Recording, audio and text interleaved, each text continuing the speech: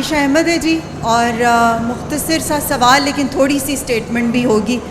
हमने इतनी स्टेटमेंट सुनी है, थोड़ी बर्दाश्त भी कर लें। बहुत मुख्तसर एक ये कि बार बार जिक्र तकरीबन सब पैनलिस्ट ने किया है कि इसके ज़िम्मेदार आप हैं या हम हैं। मेरा सवाल आप लोगों से ये है कि ये इशारा किसकी तरफ है?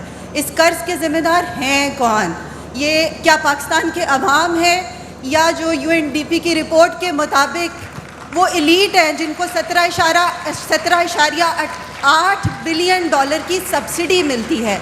मेरा सवाल ये है कि सुपर टैक्स का नफाज हो चुका है 2023 से, उस पर अभी तक जो 22 इंडस्ट्रीज़ हैं उन पर टैक्स क्यों नहीं लगा? एलीट टैक्स इवेजन को, एलीट को टैक्स की माफ़ी क्यों मिलती है? क्या जो हर पाकिस्तानी 2.5 लाख कर्ज़े का मकरूज़ है वो हम पे लगा है? हमारे बच्चों के पास सरकारी स्कूल क्या मौजूद है? क्या जिस सेहत की तरफ आप इशारा कर रहे हैं वो हमारे गरीब के बच्चे के लिए या किसी कमज़ोर सूबे के बच्चे के लिए स्कूल और सेहत पे ये कर्जा लगा है, तो हम इस कर्जे को क्यों उतारें? अच्छा, मुख्तसर इसका जवाब आपके सवाल का ये है कि आपके सवाल में ही जवाब बीच में आ गया है, और वो ये है कि वाकई पाकिस्तान के अशराफिया या एलीट, आप जो भी कह रहे हैं, उनका एक बहुत बड़ा ज़िम्मा है, बहुत बड़ी ज़िम्मेदारी है। इससे कोई इनकार नहीं कर रहा, और ये बहरहाल इसके शवाहिद भी कई मिलते हैं।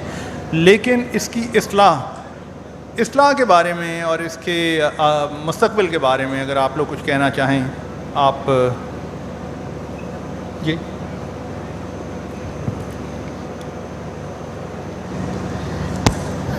आपने एक बहुत इम्पॉर्टेंट पॉइंट रेज़ किया है, और ये जो हम कह रहे हैं कि ये जिस खड्डे में इस वक्त हम गिरे हुए हैं वो हमारी अपनी रिस्पॉन्सिबिलिटी है, उसमें फ़िस्कल इम्प्रूडेंस में जो 2 बातें बहुत इम्पॉर्टेंट हैं वो यही हैं कि जब आपने टैक्सेशन साइड पे भी वो टैक्स बेसिस जो कि एलीट पे, अब मैं आपको मिसाल दे के कहूँगी ताकि बात बिल्कुल क्लियर हो जाए।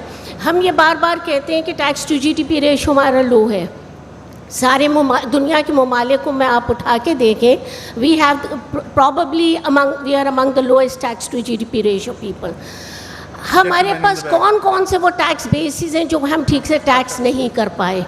देखिए, तकरीबन आपका जितना भी इनकम टैक्स या टैक्स बेस है वो 70% जो है वो एक ही सेक्टर पे लग रहा है जो कि इंडस्ट्रियल सेक्टर है, और आपके बाकी जो इकोनॉमी के सेक्टर्स हैं, largely more than half of your economy services sector, वो ठीक से पूरी तरह टैक्स नहीं देते। एग्रीकल्चरल सेक्टर इज़ अनदर 1/5, वो ठीक से टैक्स नहीं देते। पूरी एग्रीकल्चरल इनकम इस वक्त जो पूरे सूबे लेते हैं तकरीबन 3 बिलियन है। तो हो क्या रहा है टैक्स, और रेंटल प्रॉपर्टीज़ तो हम सब जानते हैं, रियल इस्टेट में किस हद तक टैक्सेस हैं। ये एक वो सेक्टर है कि जिसको पैसे अब डेफिनेट कमाने हैं वो रियल इस्टेट में इन्वेस्ट कर दे। पॉइंट ये है, जब तक इनका टैक्सेशन पूरी तरह होगा नहीं, जो टैक्स गैप की एस्टिमेट खुद गवर्नमेंट बताती है, खुद गवर्नमेंट ने कहा है जो टैक्स एक्सपेंडिचर है वो तकरीबन 3.5 से 4% ऑफ द GDP है।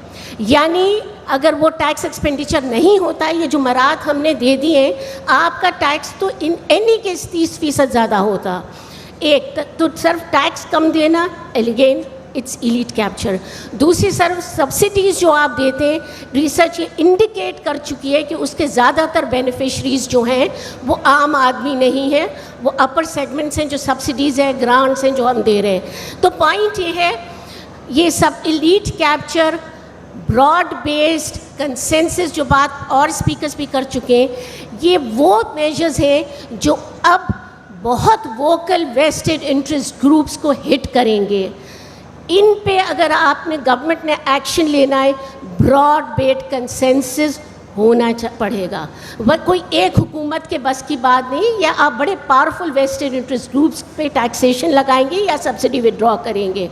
आपको पॉलिटिकल कंसेंसस चाहिए, हर स्टेक होल्डर को ये डिटर्मिनेशन चाहिए, हमें पाकिस्तान ठीक करना है, उसकी कॉस्ट हम भी बर्दाश्त करेंगे। ये हमें अभी तक अनफॉर्चुनेटली नज़र नहीं आ रहा। जी बहुत शुक्रिया। आप जी, मेरा सवाल अब्बासी साहब से है।